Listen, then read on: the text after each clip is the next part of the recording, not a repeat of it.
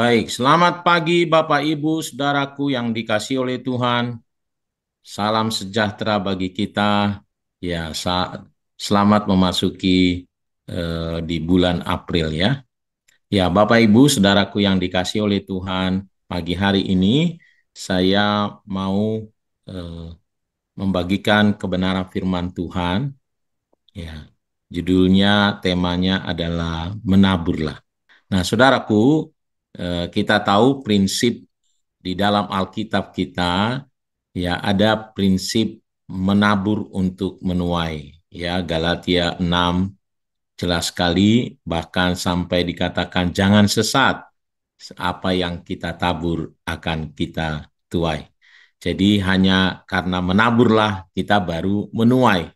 Ya, walaupun banyak orang pengen sekali menuai, tetapi kalau dia tidak menabur, sebenarnya ini tidak benar ya, karena banyak hal apa yang kita tuai itu adalah karena apa yang kita tabur.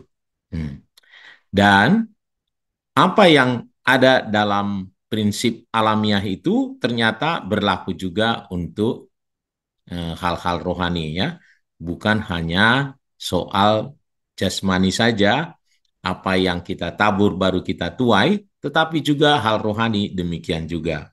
Nah, jadi kalau kita rindu ingin melihat lima kali ini betul-betul terjadi, ada kebangunan rohani, ada jiwa-jiwa yang diselamatkan, maka kita harus menabur.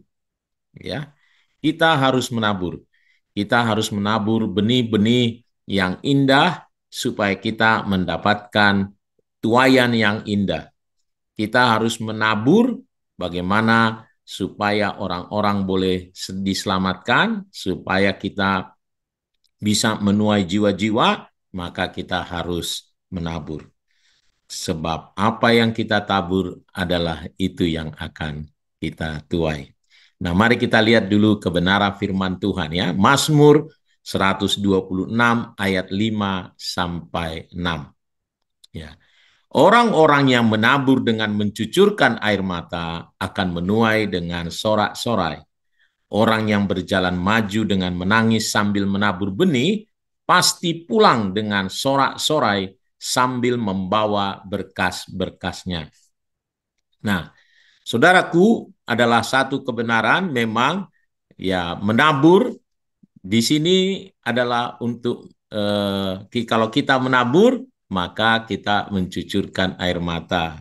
Ya, ada pengorbanan. Ada sesuatu yang harus kita kerjakan dengan sesuatu yang enggak mudah ya. Tetapi kalau kita ingin menuai, kita tidak ada jalan lain, kita harus menabur. Ya, oleh karenanya saya mau bagikan supaya kita menabur, mendorong setiap kita untuk menabur, untuk kita bisa melihat tuaian, saudaraku.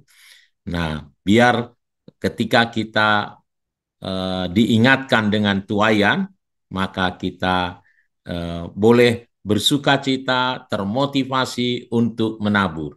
Ya, menaburlah karena ketika kita menabur, kita akan menuai dengan sorak-sorai. Menaburlah untuk jiwa-jiwa, ya, supaya mereka boleh diselamatkan, karena kita tahu ketika kita menuai, bukan hanya kita akan bersuka cita, tetapi para malaikat juga, kata firman Tuhan, bersorak-sorai. Ribuan malaikat akan bersuka cita karena satu orang boleh diselamatkan ya. Nah, oleh karenanya mari kita menabur. Bagaimana kita bisa menabur? Bagaimana kita memulai menabur, saudaraku ya? Nah, jadi itu yang kita mau belajar pagi hari ini, merenungkan pagi hari ini. Nah, yang pertama, menabur itu adalah dengan cara kita berdoa untuk jiwa-jiwa yang terhilang. Berdoa untuk jiwa-jiwa yang belum mengenal akan Tuhan. Supaya apa? Supaya pintu hati mereka terbuka untuk Injil. Supaya mereka melalui apapun yang terjadi, melalui pendengaran mereka, melalui perasaan mereka, melalui apapun aktivitas yang mereka kerjakan, Allah bekerja sedemikian rupa dan pintu Injil boleh terbuka. Mereka boleh menerima kasih karunia. Ya, jadi 1 Timotius 2 ayat 1-4 Rasul Paulus ya menasehatkan ya yang pertama sekali katanya dalam doa dan permohonan dalam doa syafaat selalulah katanya naikkan permohonan doa supaya orang boleh diselamatkan ya. Karena itu pertama-tama aku menasihatkan naikkanlah permohonan doa syafaat dan ucapan syukur untuk semua orang yang menghendaki supaya semua orang diselamatkan dan memperoleh pengetahuan akan kebenaran.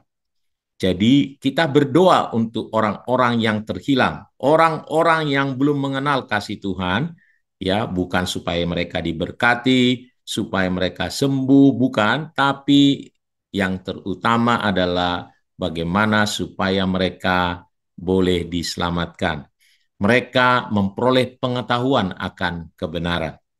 Ya, kita berdoa supaya pintu-pintu untuk mereka boleh mendengar Injil itu terbuka. Ya, mereka diberikan hati yang lembut supaya mereka eh, dibukakan hatinya agar mereka bisa menerima Injil, saudaraku ya. Ini yang kita doakan. Melalui kegiatan kerohanian mereka mungkin, melalui doa-doa mereka, Tuhan boleh bertemu dengan mereka, mengunjungi mereka, supaya mereka terbuka hatinya untuk Injil, saudaraku. Jadi mari kita pakai setiap doa kita pagi hari ini, ya, setiap doa pagi kita berdoa supaya mereka boleh diselamatkan. Keluarga kita kah, siapapun mereka yang belum mengenal Kristus ya secara pribadi. Ini adalah taburan kita ketika kita berdoa untuk mereka semua. Yang kedua adalah tentu tidak cukup hanya berdoa, mari kita memberikan diri kita untuk pergi. Ya, Yesaya 6 ayat 8, ya Yesus Tuhan kita berbicara kepada Nabi Yesaya karena kasihnya kepada banyak orang, dia selalu menginginkan ada orang yang mau memberi dirinya. Ya, jadi ketika Yesaya ini, ya, dia mendengar suara Tuhan berkata, katanya, siapakah yang akan kuutus dan siapakah yang mau pergi untuk aku? Maka sahutku, ini aku, utuslah aku. Sampai sekarang Tuhan selalu bertanya, ya, bertanya terus kepada banyak orang, termasuk kepada kita semua, siapa yang mau pergi untuk aku. Ya, mari kita memberikan diri kita dan kita berkata, ini aku, utuslah aku.